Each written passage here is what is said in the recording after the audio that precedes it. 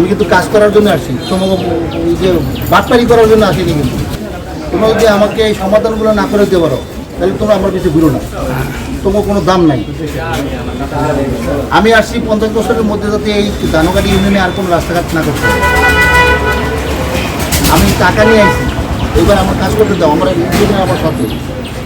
আমি কিন্তু কাজ করার জন্য আসছি, তোমাকে এই যে বাটপারি করার জন্য আসিনি। কিন্তু একজনে বড় বড় কথা বলে চলে যায়, তারপর আর কোনো খোঁজ খবর থাকে না। আমি আইসি একেবারে কাজ করার জন্য। আমি এনটেন্ডার দেবো, আমার জমি দাও।